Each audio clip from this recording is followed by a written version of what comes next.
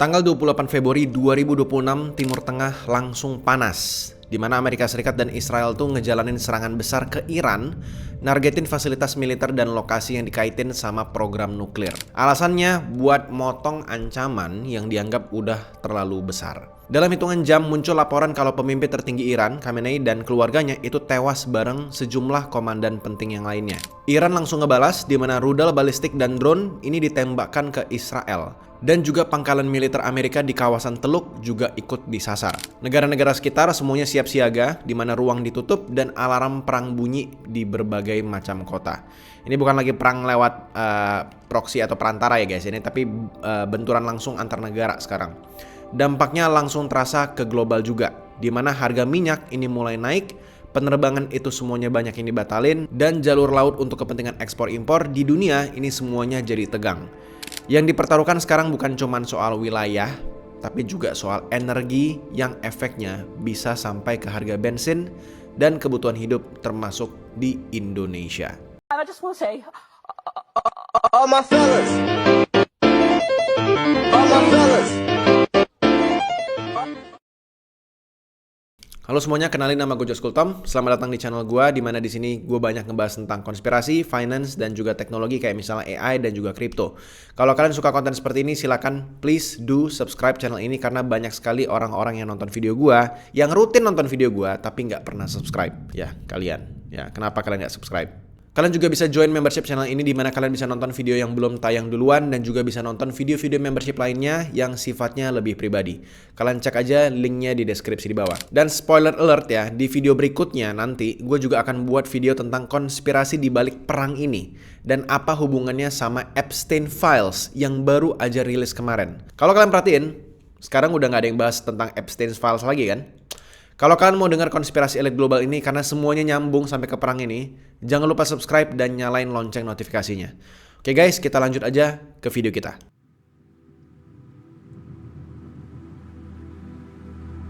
Kalau kalian mau ngerti kenapa perang ini tuh bisa sampai sejauh sekarang, ya terutama mungkin untuk kebanyakan orang, kita harus mundur dulu ke masa lalu. Kalian perlu tahu, Iran itu dulunya dikenal sebagai Persia. Salah satu peradaban tertua di dunia yang usianya itu ribuan tahun.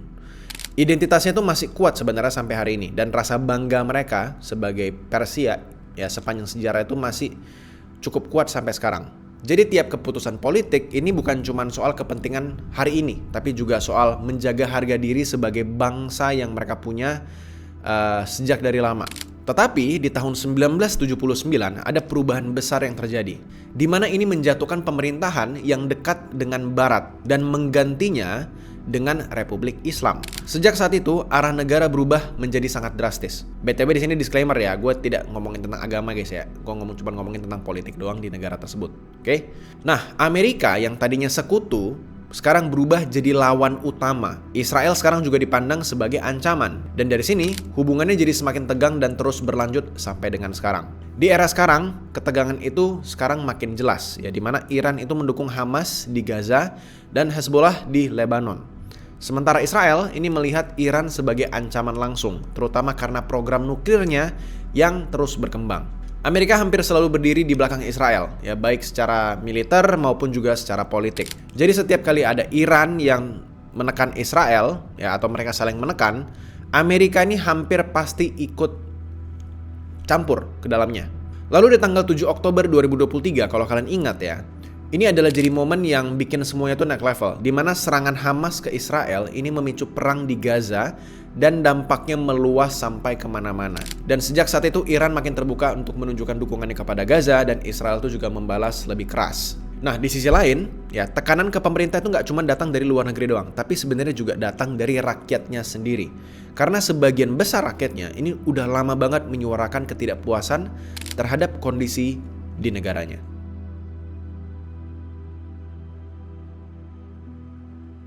Selama ini mungkin banyak orang yang mengira kalau Iran itu tuh sebenarnya rakyatnya satu suara. Ya seolah semua rakyatnya tuh selalu ngedukung kompak ya sama pemerintahnya. Padahal kenyataannya ini jauh lebih rumit dan jauh lebih tidak sesimpel itu. Sejak tahun 2009, negara itu sebenarnya sudah beberapa kali diguncang sama protes yang sangat besar. Waktu itu ada banyak jutaan orang turun ke jalan karena merasa hasil pemilunya itu tidak adil sama sekali. Aksi itu dibubarkan dengan brutal, kalau bisa gue bilang. Banyak demonstran yang ditangkap dan juga dipenjara. Ketegangan antara warga sama pemerintah ini juga udah terasa sangat kuat sejak momen 2009 itu. Dan gelombang berikutnya muncul lagi di tahun-tahun setelahnya, termasuk pada tahun 2022 sampai tahun 2023. Isunya adalah soal kebebasan perempuan. Ada juga aturan sosial yang sangat ketat dan campur tangan negara sama kehidupan pribadi masyarakatnya masing-masing. Di sini demonstrasi itu menyebar di seluruh macam kota, ya, di mana aparat keamanan itu turun tangan semuanya, akses internet bahkan dibatasi sama negara, dan penangkapan besar-besaran kembali terjadi.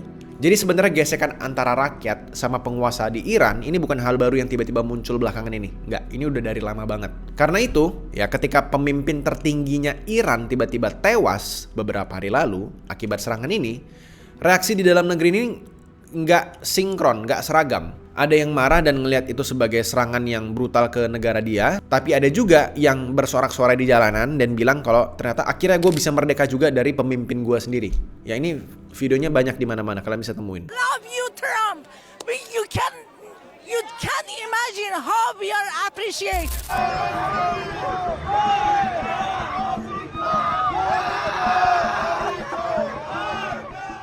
Slogan-slogan yang menentang pemerintah, ya death to Khamenei, ini juga udah banyak banget yang dilontarkan sejak dari lama.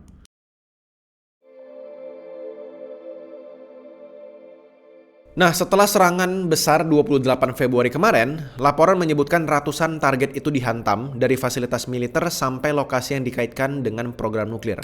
Iran ini langsung membalas lewat misil balistik dan juga drone. Sebagian ini diarahkan ke kota-kota di Israel, sebagian lagi ke pangkalan militer Amerika di kawasan Teluk seperti misalnya Qatar dan juga sekitarnya. Serangan dan juga balasan ini terjadi bolak-balik terus-menerus. Negara-negara di kawasan Teluk ini semuanya lagi siap siaga juga, di mana sistem pertahanan udara mereka itu semuanya diaktifkan. Dan bahkan beberapa wilayah ini menutup ruang udaranya untuk bisa bandara itu tuh beroperasi dengan normal. Dan juga kapal-kapal ekspor impor ya, ini memilih untuk menahan posisi karena titik paling rawan ada di satu jalur yang sangat sempit, yang namanya hampir selalu muncul setiap ada berita Timur Tengah yang sedang panas. Namanya adalah Selat Hormuz. Bagi teman-teman yang nggak tahu ya, ini adalah jalur pintu keluar masuk utama minyak dari negara-negara produsen besar di kawasan itu, which is adalah Timur Tengah. Nah, begitu ada rudal, ada bom, ada drone yang bergerak di area tersebut di Selat Hormuz, market ini langsung bereaksi, di mana harga minyak ini tiba-tiba naik cepat. Biaya asuransi kapal ini tiba-tiba melonjak, dan perusahaan pelayaran ini mulai berpikir ulang untuk mau melintas. Sekitar 20% pasokan minyak dunia ini lewat jalur ini. Jadi kalau ada gangguan sedikit saja, efeknya ini bisa terasa sampai ke negara-negara lain. Nah, kalau kita ngomongin tentang Selat Hormuz ini bukan lagi soal 3 negara yang saling serang, ya. Kenapa begitu? Karena begitu jalur energi global ikut terancam, banyak negara lain yang juga ikut dampaknya. Dan ini dampaknya bisa sampai ke keuangan kalian secara pribadi. Dan ini nggak main-main.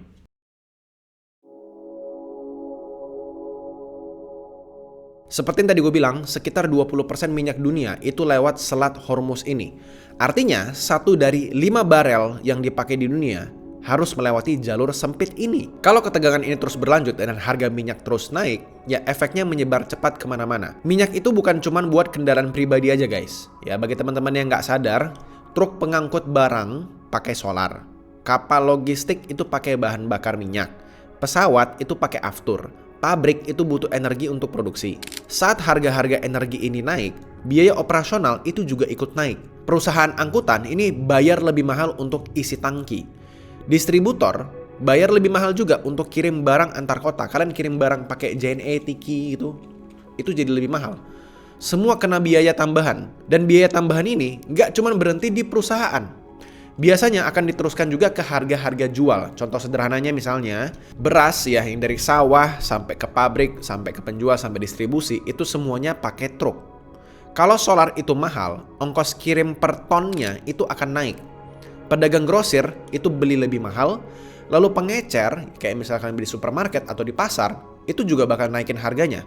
ujung-ujungnya harga beras di pasar ini semuanya ikutan naik dan kalian makan nasi itu jadi lebih mahal. Hal yang sama juga berlaku untuk minyak goreng, daging, sayur, sampai makanan olahan yang proses produksinya itu di dalam pabrik itu butuh energi dan listrik, itu semuanya butuh. Mereka semua ujung-ujungnya akan naik. Nah, sekarang kita coba lihat di posisinya dari POV Indonesia. Kita ini masih mengimpor minyak dalam jumlah yang sangat besar karena produksi dalam negeri ini belum cukup menutup kebutuhan kita. Jadi ketika harga dunia itu naik, kita tetap harus beli dengan harga yang lebih tinggi. Nah, di sini negara tuh bisa ngebantu lewat subsidi. Kalau harga dalam negeri ditahan supaya masyarakat itu nggak kaget dan tiba-tiba harga minyak semuanya naik gitu kan. Anggaran negara itu biasanya harus nutup selisihnya. Nah, kalau harga dilepas naik begitu saja, masyarakat pasti akan kaget dan merasakan langsung di SPBU nanti.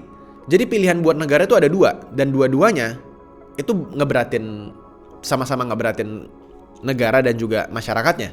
Belum lagi kalau situasi global ini biasanya bikin rupiah itu melemah. Nah, karena minyak itu bahkan dibeli pakai dolar, setiap rupiah yang turun ini bikin biaya impor semakin mahal. Artinya beban yang harus dibayar negara atau konsumen ini akan semakin besar pada endingnya. Nah, di saat yang sama ya, di konteks yang berbeda, kita juga punya migran Indonesia di kawasan Timur Tengah sana yang sekarang dekat banget sama sumber ketegangan.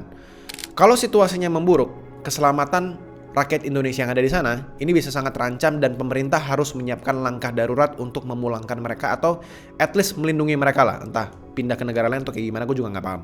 Jadi cerita soal jalur minyak yang jauh di Timur Tengah sana itu sebenarnya punya garis lurus langsung ke dapur rumah tangga kalian. Dari harga solar di tangki truk, ke ongkos kirim, ke harga beras dan juga daging, sampai ke keputusan sulit di meja anggaran negara.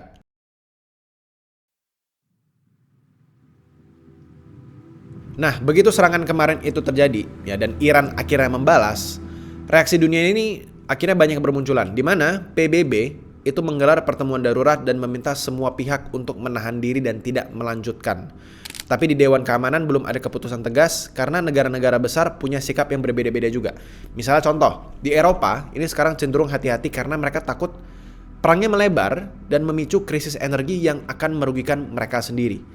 Di China sama Rusia, mereka ini mengecam serangan Amerika dan juga Israel kepada Iran. Nah, kalian perlu tahu ya, sebenarnya Iran ini juga sebenarnya semacam proksinya China yang ada di Timur Tengah. Jadi, kalau misalnya Amerika dan Israel itu perang ke Iran, sebenarnya mereka dalam tanda kutip juga perang ke China. Jadi, kalau kita bilang perang dunia ketiga sudah mulai, ya sudah mulai. Gue juga pernah ngomong di video sebelumnya, kalau perang dunia ketiga sebenarnya sudah mulai, dan ya ini perang dunia ketiga. We are in the middle of the third world war.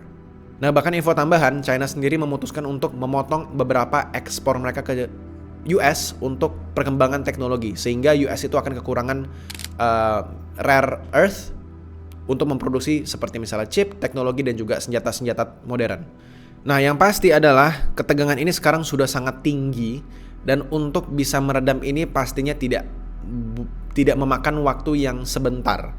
Pasti akan ada waktu beberapa hari atau bahkan berminggu-minggu dan amit-amit berbulan-bulan sampai bertahun-tahun. Situasi ini masih belum jelas arahnya kemana. Tapi buat kita semua, buat kita yang jauh dari lokasi konflik, yang paling realistis adalah bersiap secara pribadi. Kalau gue bisa bilang, kalau gue bisa kasih masukan, gunain energi lebih hemat, tahan belanja yang tidak mendesak. Kalian mau liburan mungkin bisa ditahan dulu. Kalian mau beli belanja sana, belanja sini mungkin bisa ditahan-tahan dulu. Dan atur keuangan kalian lebih hati-hati dalam beberapa waktu ke depan ini. Karena semuanya bisa jadi akan naik dan kalian harus kelola pemasukan dan pengeluaran kalian. Biasanya dampak yang paling pertama dan paling pelan-pelan itu datang dari harga barang yang tiba-tiba naik dan biaya hidup kalian juga pastinya akan naik. Selain itu, jangan juga mudah percaya sama kabar yang belum jelas sumbernya. Di situasi kayak gini, banyak banget informasi simpang siur yang terjadi, mungkin masuk ke WhatsApp keluarga kalian atau gimana. Ya, jangan langsung ditelan mentah-mentah semuanya. Nah, as a reminder, gue juga bakal bikin video berikutnya, di mana video ini akan ngomongin tentang konspirasi di balik perang ini dan apa hubungannya sama Epstein's File yang baru aja rilis kemarin-kemarin. Dimana sekarang udah nggak ada lagi yang ngomongin tentang Epstein Files lagi. Semuanya fokus semuanya ke perang. Jadi kalau kalian mau dengerin konspirasi elit global ini, jangan lupa subscribe dan nyalain lonceng notifikasinya. Kita ketemu lagi di video selanjutnya. Atau kalian juga bisa nonton video di kiri kanan ini. Kalau misalnya video yang elit global Epstein Files sudah muncul, ini videonya harusnya. Kalau belum ya, kalian bisa nonton video yang lainnya. Ya guys, kita ketemu lagi di video selanjutnya. Bye-bye.